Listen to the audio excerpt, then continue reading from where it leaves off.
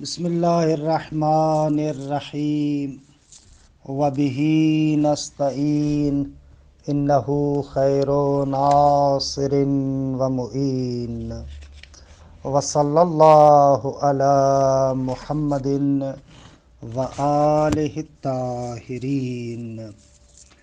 فصل فی اثبات الحیولہ۔ کل جسم فہو مرکب من جزئین یحل احدہما فی الآخر ویسمی المحل الحیولہ والحال الصورہ وبرہانہ۔ الحمدللہ، خداوند منان کے لطف و کرم سے ہماری گفتگو ہدایت الحکمہ یا ہدایہ اسیریہ میں ہے۔ ہدایہ اسیریہ میں قسم ثانی کا فن اول حکمت طبیعی کے بیان میں ہے، اور فن اول کی فصل اول جزء لا یتجزا کے بطلان کے بیان میں تھی، یعنی کہ انہو فصل اول کے ذریعے سے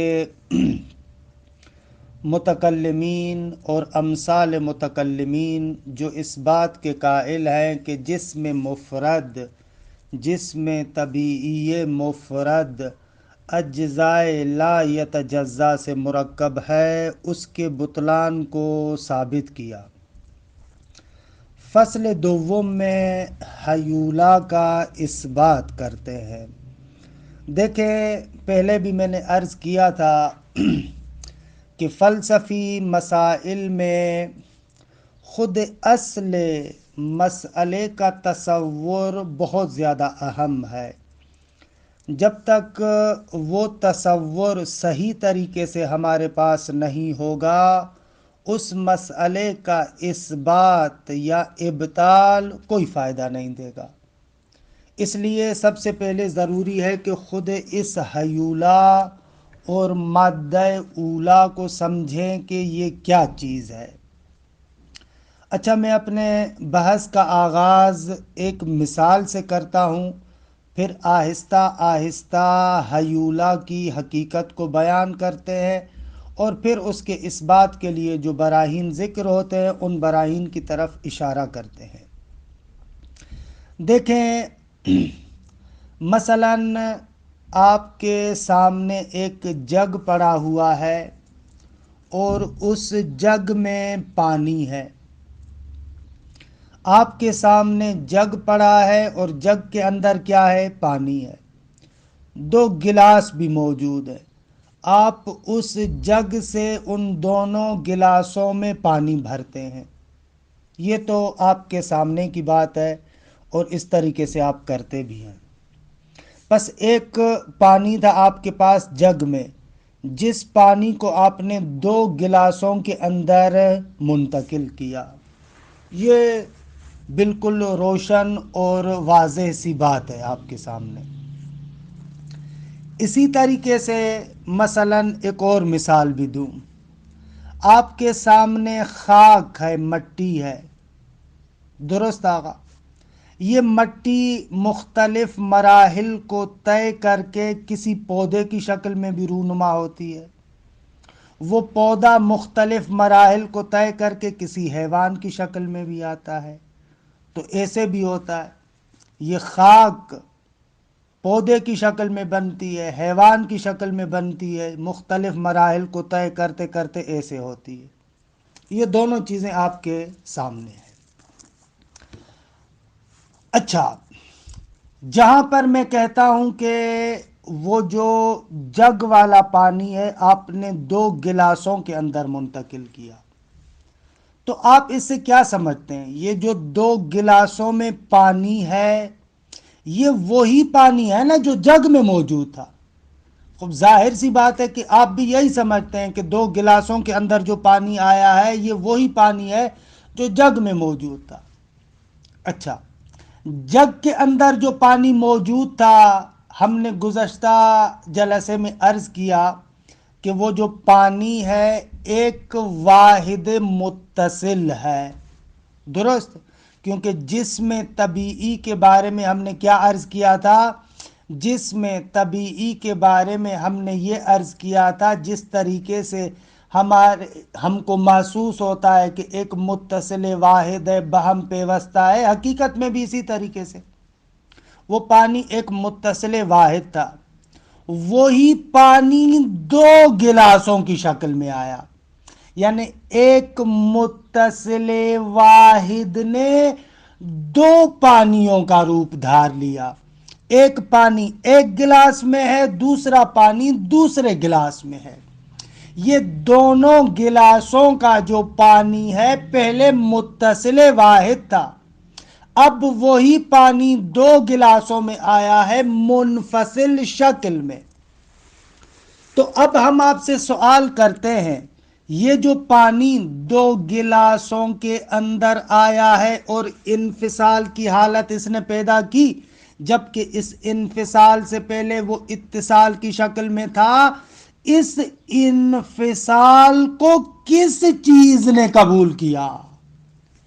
دقت کرے، یہ پانی جو 2 گلاسوں کی شکل میں آیا ہے، منفصل ہوا ہے، اس انفصال کو کس نے قبول کیا؟ آیا وہ جو پہلے ایک جسم متصل تھا، یعنی اسی اتصال نے اس انفصال کو قبول کیا ہے؟ اگر آپ کہیں کہ اسی اتصال نے اس انفصال کو قبول کیا ہے تو آپ کی خدمت میں عرض کریں گے یہ تو بات درست نہیں ہے، کیونکہ پہلے والا اتصال ختم ہو گیا، اس کی جگہ پر 2 اور متصل چیزیں، 2 اور ہویتیں ہمارے سامنے آئی ہیں۔ وہ پہلے والا اتصال تو ختم ہو گیا، وہی اتصال ان 2 جداگانہ اتصالوں کو قبول نہیں کر سکتا، یا آپ اس کو کہیں کہ انفصال، اس انفصال کو وہ والا اتصال تو قبول نہیں کر سکتا۔ اچھا، اگر اسی اتصال نے قبول نہیں کیا تو اس اتصال پر جو جسم تعلیمی کے نام سے ایک مقدار عارض تھی، آیا اس نے اس انفصال کو قبول کیا ہے؟ خوب، اس کے بارے میں بھی آپ نہیں کہہ سکتے، کیونکہ وہ جو جسم تعلیمی یا مقدار تھی وہ تو اس اتصال جوہری کے ساتھ تھی۔ جب وہ اتصال جوہری ختم ہو گیا تو جسم تعلیمی یا مقدار جو اس پر طاری ہوئی تھی وہ بھی ختم ہو گئی۔ پھر اس انفصال کو کون سی چیز قبول کر رہی ہے؟ خوب، یہاں پر حکمائے مشاء کہتے ہیں کہ وہ جو پانی ہے ایک متصل واحد آپ کو نظر آ رہا ہے، اس پانی کے ساتھ ایک اور جوہر بھی ہے۔ وہ جوہر کیا ہے؟ وہ جوہر ہے قوہ محض، وہ جوہر ہے قابلیت محض، وہ جوہر ہے حیولہ۔ یعنی جو جگ کے اندر پانی موجود ہے، دراصل وہاں پر 2 طرح کے جواہر موجود ہیں۔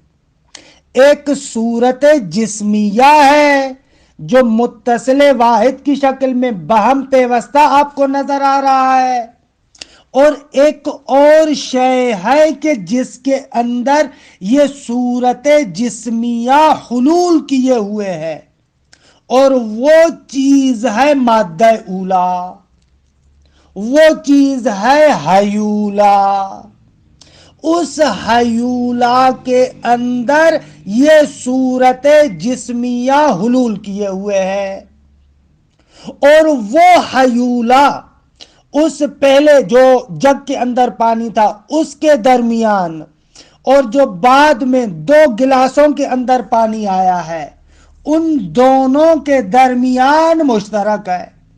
یعنی حیولہ اور وہ قابلیت، وہ مادہ اولا ایک مرتبہ اتصال کو قبول کر رہا ہے، اور وہی حیولہ دوسری مرتبہ انفصال کو قبول کرتا ہے۔ وہ ہیولہ بذات خود اپنی ذات کے اعتبار سے نہ متصل ہے نہ منفصل ہے، بلکہ وہ صورت جسمیہ کو قبول کرنے والا ہے۔ ہو سکتا ہے ایک جگہ پر متصل ہو سکتا ہے دوسری جگہ پر منفصل ہو، اسے کہتے ہیں ہیولہ اولا۔ اچھا، بات کو اور زیادہ آپ کی خدمت میں واضح کریں کہ بالآخر ہیولہ کیا ہوا۔ دیکھیں، یہ جو جسم طبیعی مفرد والا ہے ہمارے سامنے موجود ہے، حکمائے مشاء کا ماننا ہے کہ اس کے دراصل دو جز ہیں۔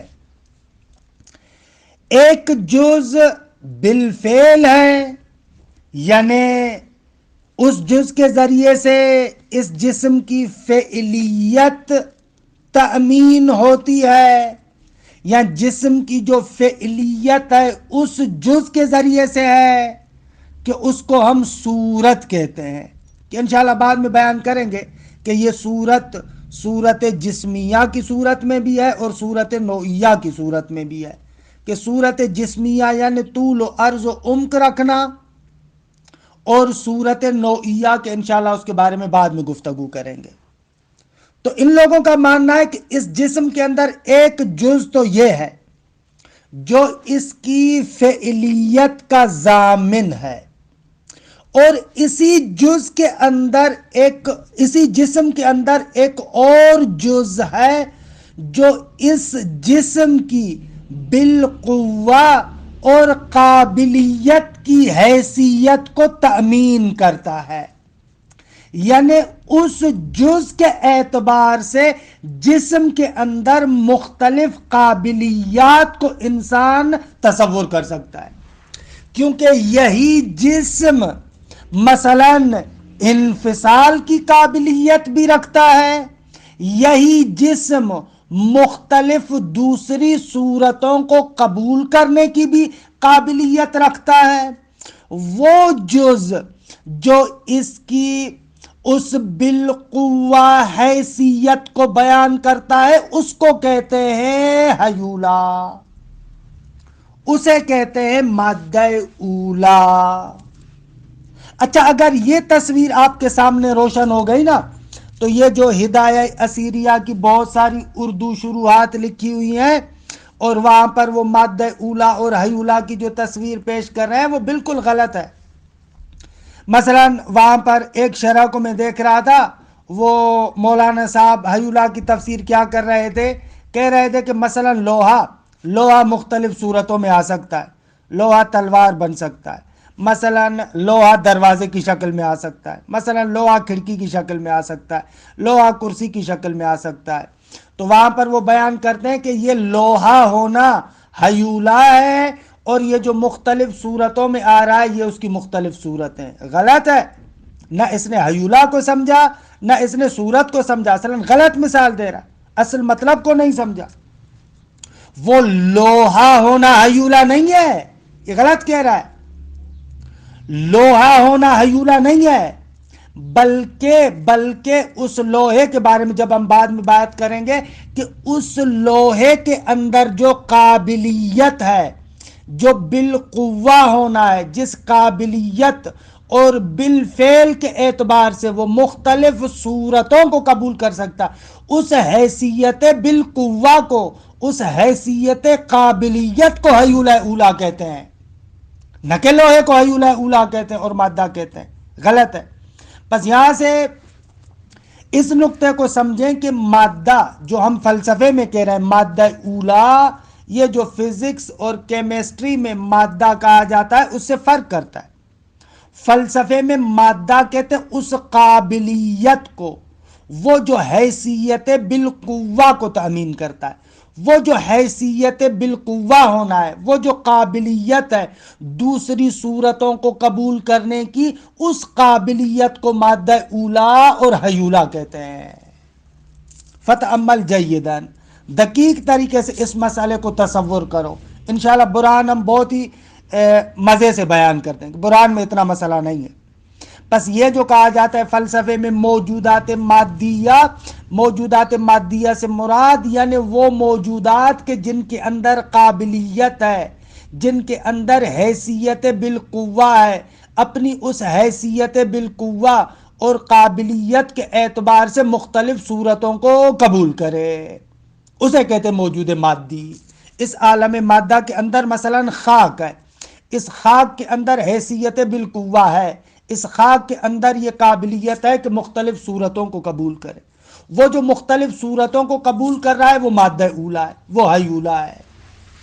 یہاں سے سمجھیں جو بعض حضرات مثلا جیسے ملا صدرہ رحمۃ اللہ علیہ بحث معاد میں ہم انشاءاللہ ان کے نظریوں کو جو بیان کریں گے، وہ جو کہتے ہیں کہ صور برزخی یا مثلا جو صور اخرویہ ہے وہ مادی نہیں ہے، تو اس کا مقصد قطعاً یہ نہیں ہوتا کہ صور برزخیہ کے جسمانیت کا منکر ہے، یا مثلا وہ جو کہتا ہے کہ آخرت میں جو صور اخرویہ ہے وہ مادی نہیں ہے، اس کا قطعاً مقصد یہ نہیں ہوتا کہ معاد جسمانی کا منکر ہے، بلکہ وہ یہ نکتہ کہنا چاہ رہا ہے یہ جو مادہ فلسفی یہاں پر اس عالم مادہ کے اندر آپ قبول کرتے ہیں ایک حیثیت بالقوہ اور ایک حیثیت قابلیت کے، جو حیثیت بالقوہ اور حیثیت قابلیت مختلف صور کو قبول کرتی ہے، مختلف کمالات کو قبول کرتی ہے، یہ والا مادہ ان کے اندر نہیں ہے،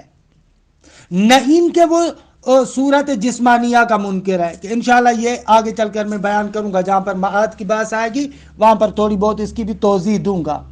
اسی لیے ہم نے آغاز میں بھی کہا تھا کہ جسم اصلا جسم طبیعی بھی ہو سکتا ہے، جسم مثالی بھی ہو سکتا ہے، جسم برزخی بھی ہو سکتا ہے، جسم مثالی اور برزخی میں یہ مادہ فلسفی نہیں ہوتا۔ مادہ فلسفی یعنی جس میں ارتقاء کی صلاحیت ہے، جس میں تکامل کی صلاحیت ہے، یہ چیز جو بالقوہ بالفعل بنتی ہے، اسی چیز کا نام تکامل ہے، اسی چیز کا نام ارتقاء ہے۔ فلسفے کے اندر جو آپ ارتقاء اور کمال اور تکامل کی بات سنتے ہیں، اس ارتقاء تکامل اس کا سارے کے سارے کا تعلق اس مادہ اولا اور حیولا کے ساتھ ہے۔ پس مادہ اولا یعنی کیا؟ جسم کے اندر وہ جو حیثیت بالقوہ ہے، یعنی جسم کے اندر جو حیثیت قابلیت ہے، اس کو کہتے ہیں مادہ۔ اچھا، پس یہاں پر یہ جو ابھی ہم بحث کر رہے ہیں، حکمائے مشاء کہتے ہیں کہ جسم طبیعی کے اندر دو جز ہیں، ایک جز اس کی حیثیت بالقوہ کو بیان کرتا ہے اور دوسرا جز اس کی حیثیت بالفعل کو بیان کرتا ہے۔ جو جز اس کی حیثیت بالفعل کو بیان کرتا ہے اسے کہتے ہیں صورت جسمیہ، کہ صورت جسمیہ کی وجہ سے تین جہتوں میں امتداد ہوتا ہے، طول و عرض و عمق، یعنی لمبائی، چوڑائی اور گہرائی، یہ صورت جسمیہ حیثیت بالفعل ہے۔ اور اس کے اندر ایک حیثیت بالقوہ ہے، اس حیثیت بالقوہ کا معنی کیا ہے؟ یعنی اس کے اندر قابلیت ہے، یعنی دوسرے کمالات کو، مختلف صور کو قبول کرنے کی اس کے اندر لیاقت ہے، استعداد ہے، جو اس کی اس حیثیت قابلیت کو اور اس حیثیت بالقوہ کو تأمین کرتا ہے، اسے ہم کہتے ہیں حیولا۔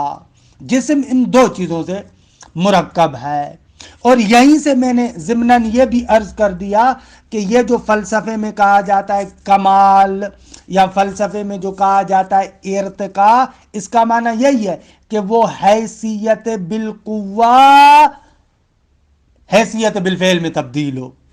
مثلا جیسے نطفہ ہے، اس نطفے کے اندر یہ بالقوہ قابلیت ہے کہ علقہ بن سکتا ہے، علقہ مضغہ بن سکتا ہے، واہ واہ واہ، اس طریقے سے مختلف صورتوں کو گزارتے گزارتے انسان کی شکل میں آ سکتا ہے۔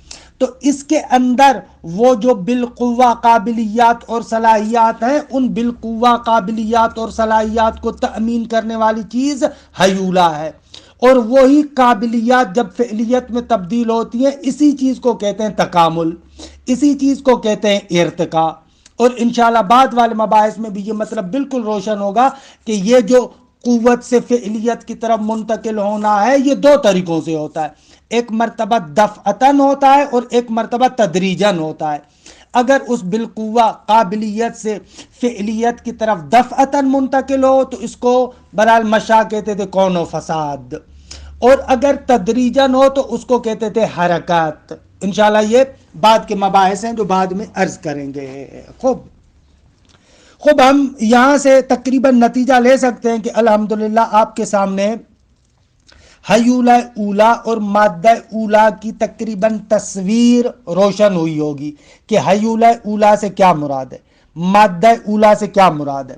بس یہ لوگ کہتے ہیں کہ مادہ ایک ایسی شے ہے، ایک ایسا جوہر ہے کہ جس کا ذاتاً، جس کی ذات میں نہ اتصال پایا جاتا ہے نہ انفصال پایا جاتا ہے، بلکہ مادہ اولا کی تمام حقیقت یہ ہے کہ وہ بالقوہ ہونا ہے۔ یہ جو بالقوہ ہونا ہے یہ محل واقع ہوتا ہے صورت جسمیہ کے لیے۔ یہ جو مادہ اولا جو بالقوہ محض ہے، جس کی تمام حقیقت یہ ہے کہ وہ بالقوہ ہونا ہے، قابل ہونا ہے، یہ جو تمام حقیقت جس کی بالقوہ اور قابل ہونا ہے، یہ صورت جسمیہ کو قبول کرتا ہے، اور یہ صورت جسمانیہ اس مادہ اولا کے اندر حلول کرتی ہے۔ تو یہ مادہ اولا محل ہوگا اور وہ صورت جسمیہ اس کے اندر حال ہوگی۔ اچھا، حال و محل کی خاصیت یہ ہوتی ہے کہ ایک دوسرے کی طرح محتاج ہوتے ہیں۔ حال محل کے بغیر نہیں ہو سکتا، محل حال کے بغیر نہیں ہو سکتا۔ یہیں سے آپ حال و محل کی جو مختلف تعریفات ہیں وہ بھی آپ کے سامنے آ جاتی ہیں کہ مختلف لوگوں نے مختلف تعبیرات کے ذریعے سے اس حلول کا معنی کیا ہے۔ حلول کا معنی مثلاً حلول کا معنی کرتے ہوئے ملا صدرہ ایسے بیان کرتے ہیں شرح ہدایہ اسیریہ میں۔ ہم یہ جو کہہ رہے ہیں نا کہ صورت جسمیہ مادہ اولا کے اندر یا مثلاً حیولہ کے اندر حلول کرتی ہے، اس حلول کا معنی کیا ہے؟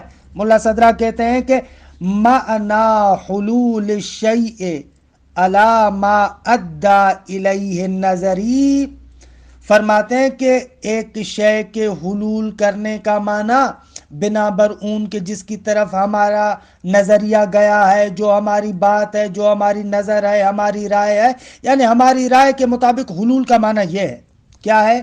ہوگا ان یکون وجودہ فی نفسہ ہوا بعینہ وجودہ لذالک الشیء۔ حلول یعنی ایک شے کا وجود فی نفس ہی عین وجود لغیر ہی ہو۔ کہ بہرحال یہ تعبیرات تھوڑی سخت ہو گئی، بدایت الحکمت میں تو ہم نے اس کی وضاحت خوب کی ہے، لیکن یہاں پر تھوڑا سا مشکل ہوگا۔ اچھا، ایک مثال دیتا ہوں، کوشش کریں کہ اس مثال کے ذریعے سے اس بات کو سمجھیں۔ آگا آپ کسی جگہ پر جاتے ہیں پڑھنے کے لیے، وہاں پر علم حاصل کرتے ہیں، آپ پہلے جاہل تھے بعد میں عالم ہوتے ہیں۔ یہ جو علم ہے آپ کی ذات میں حاصل ہوا، ٹھیک ہے، آپ پہلے جاہل تھے اب عالم بن گئے۔ اب علم ایک ماہیت ہے، پہلے نہیں تھی بعد میں وجود میں آئی۔ پہلے یعنی آپ کے مورد میں علم نہیں تھا، پہلے علم نہیں تھا، اب علم وجود میں آیا۔ پس اس ماہیت علم نے اپنی ذات سے عدم کو طرد کیا، دور کیا، علم وجود میں آیا۔ یہ جو اس ماہیت علم نے اپنی ذات سے عدم کو دور کیا، اس کو ہم کہیں گے یہ اس کا وجود فی نفس ہی ہے، درست؟ پھر یہ علم خود عالم کے لیے ثابت ہے، یعنی جداگانہ باہر آپ کو علم نظر نہیں آتا، یہ علم کس کے لیے ثابت ہے آقا؟ عالم کے لیے ثابت ہے۔ یہ علم کا عالم کے لیے ثابت ہونا یہ اس کا وجود لغیر ہی ہے۔ پس علم کا وجود فی نفس ہی یعنی خود اس نے اپنی ذات سے عدم کو طرد کیا، اور اسی علم کا عالم کے لیے ثابت ہونا یہ اس کا وجود لغیر ہی ہے۔ اب اس علم کا جو وجود فی نفس ہی ہے عین وجود لغیر ہی ہے، یعنی ایسے نہیں ہے کہ اس کا وجود فی نفس ہی جدا ہو اور اس کا وجود لغیر ہی جدا ہو، نہ، اس کا وجود فی نفس ہی عین وجود لغیر ہی ہے۔ تو ملا صدرہ رحمۃ اللہ علیہ جو حلول کی وضاحت کر رہے ہیں شرح ہدایہ اسیریہ میں تقریباً ایسے ہی ہے۔ حلول یعنی ہوا ان یکون وجودہ فی نفسہ ہوا بعینہ وجودہ لذالک الشیء، ایک شے کا وجود فی نفس ہی عیناً وہی اس کا وجود فی نفس ہی وجود لغیر ہی ہو۔ مثلا یہ جو صورت جسمیہ ہے اپنی ذات سے طرد عدم کر رہی ہے، اس کا یہ وجود فی نفس ہی عین وجود لغیر ہی ہے، عیناً یہ خود مادہ اولا کے لیے، حیولا کے لیے ایک نعت کی شکل میں، وصف کی شکل میں ثابت ہوتا ہے۔ اسی لیے بعض حضرات نے جو اس حلول کی تعریف کی ہے، اصلاً وہاں پر وہ لوگ جو ہے وہ کیا اسی تعبیر کو لے کر آئے ہیں۔ مثال کے طور پر بعض نے تعبیر اس طریقے سے کی ہے حلول سے، حلول یعنی الاختصاص النائت، بعض نے ایسے تعبیر کی ہے، حلول یعنی اختصاص نائت۔ مثلا صورت جسمیہ جو مادہ اولا اور حیولا کے اندر حلول کرتی ہے، یہ در حقیقت اس حیولا یا مادہ اولا کے لیے نعت واقع ہو رہی ہے، اور یہ صورت جسمیہ اس حیولا کے ساتھ مخصوص ہو رہی ہے، اس کو کہہ رہے اختصاص نعت۔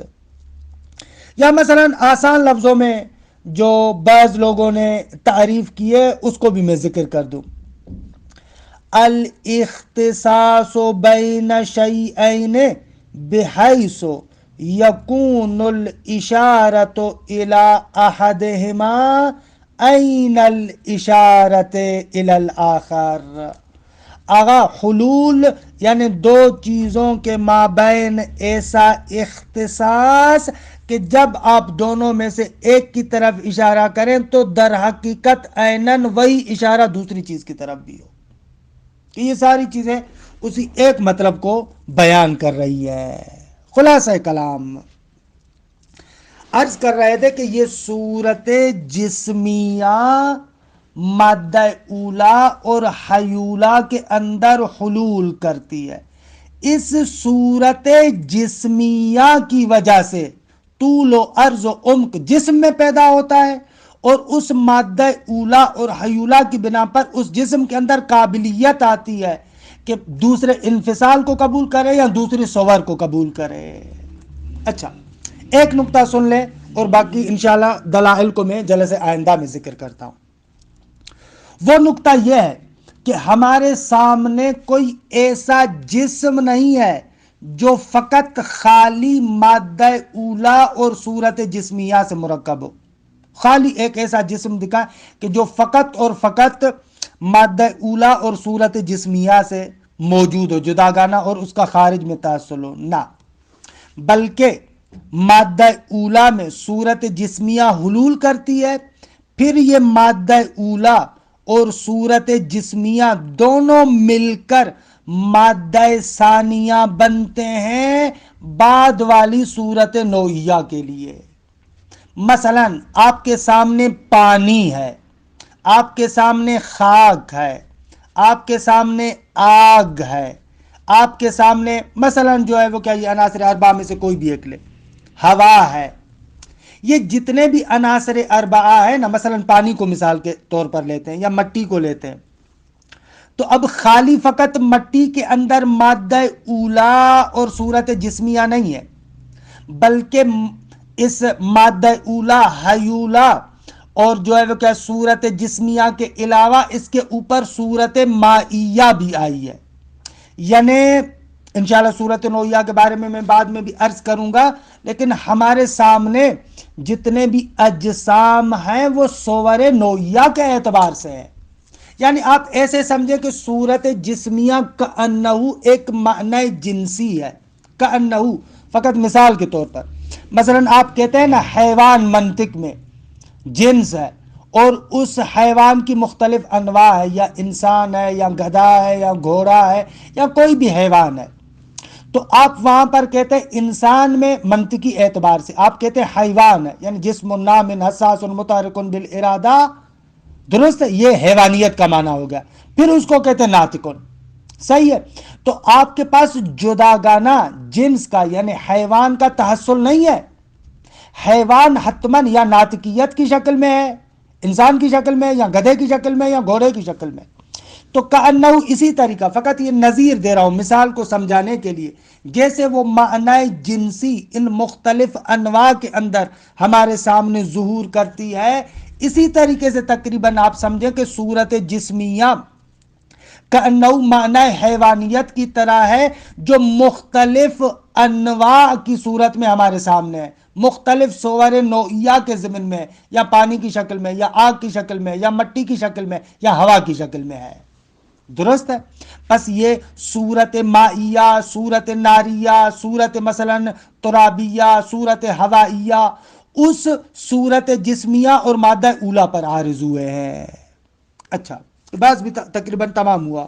کیا کہنا چاہ رہا ہوں اس سے؟ میں یہ نتیجہ لینا چاہ رہا ہوں کہ آغا یہ جو مادہ اولا اور حیولا ہے، مادہ اولا محل واقع ہوتا ہے صورت جسمیہ کے لیے، اور پھر صورت جسمیہ اور مادہ اولا دونوں مادہ ثانیہ بنتے ہیں صورت نوعیہ کے لیے. حالا پھر اسی طریقے سے بعد میں مختلف صورتیں آتی جائیں گی. خلاصہ کلام، پس ہمارے سامنے ایک مادہ اولا ہے اور ایک مادہ ثانیہ ہے. مادہ اولا یعنی جو محل واقع ہو رہا ہے صورت جسمیہ کے لیے. صورت جسمیہ کا کام فقط کیا ہے؟ اس کا کام فقط طول و عرض و عمق کو بیان کرنا ہے. درست ہے، اس کے علاوہ بقایا کوئی اس کے اندر چیز نہیں ہے. لیکن کبھی کبھار کیا ہوتا ہے، بلکہ ہمیشہ ایسے ہوتا ہے کہ یہ مادہ اولا اور صورت جسمیہ دونوں مل کر مادہ ثانیہ بنتے ہیں. کس کے لیے؟ بعد والی صورت نوعیہ کے لیے. فتلخص کہ جسم کے اندر دو حیثیتیں ہیں، ایک حیثیت بالفعل اور ایک حیثیت بالقوہ. جو حیثیت بالفعل ہے وہ اس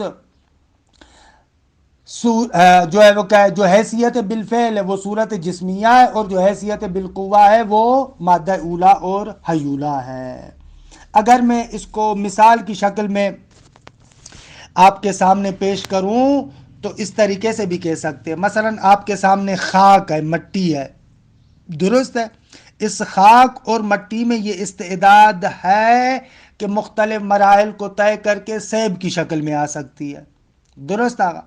وہ جو خاک کی صورت ترابیہ ہے اس کو صورت جسمیہ کہیں گے، اور وہ جو اس کے اندر قابلیت ہے کہ سیب کی شکل میں منتقل ہو جائے وہ مادہ اولا ہے، وہ حیولا ہے. خوب، اس مادہ اولا اور حیولا کو جو اس بات کرتے ہیں معمولاً دو طرح کے دلائل ذکر کرتے ہیں. ایک دلیل کو کہتے ہیں دلیل وصل و فصل، اور ایک دلیل کو کہتے ہیں قوہ اور فعل. ان دو دلیلوں کے ذریعے سے مادہ اولا کو ثابت کرتے ہیں. جو میں نے بھی مثالیں دی ہیں ان دونوں دلائل کی روشنی میں دی ہے. پہلی مثال جو میں نے جگ والی آپ کے سامنے رکھی تھی، وہ دلیل جو ہے وہ کیا ہے؟ وہ دلیل وصل و فصل ہے. وہ جو پہلی مثال میں نے آپ کو جگ والی دی ہے اس میں جو ہے وہ کیا ہے؟ وصل و فصل کو بیان کیا جا رہا ہے کہ کتاب کے اندر جو ہدایہ اسیریہ ہے اس کے اندر جو دلیل دے رہے ہیں وہ یہی دلیل وصل و فصل ہے، کہ انشاءاللہ اس کو میں آئندہ جلسے میں ذکر کروں گا. اور ایک دلیل اور جو یہاں پر ذکر کرتے ہیں وہ دلیل قوت و فعلیت ہے، کہ جس کو یہاں پر ذکر نہیں کیا لیکن بعد والی کتابوں میں جو بعد کے محققین ہیں وہ کہتے ہیں کہ دلیل جو ہے وہ کیا ہے، یہ قوت و فعلیت والی جو دلیل ہے وہ قوی تر ہے. کہ ایک آش اس کو ذکر کرتے کہ اس دلیل کا خلاصہ اس طریقے سے ہے کہ میں اس دلیل کے خلاصے کو بیان کر لوں، یا نہ وقت زیادہ ہو گیا ہے. چلیں بھلا اگر وقت زیادہ ہو گیا تو دونوں دلیلوں کو جلسے آئندہ میں ذکر کرتا ہوں. وصلی اللہ علی محمد و آلہ الطاہرین.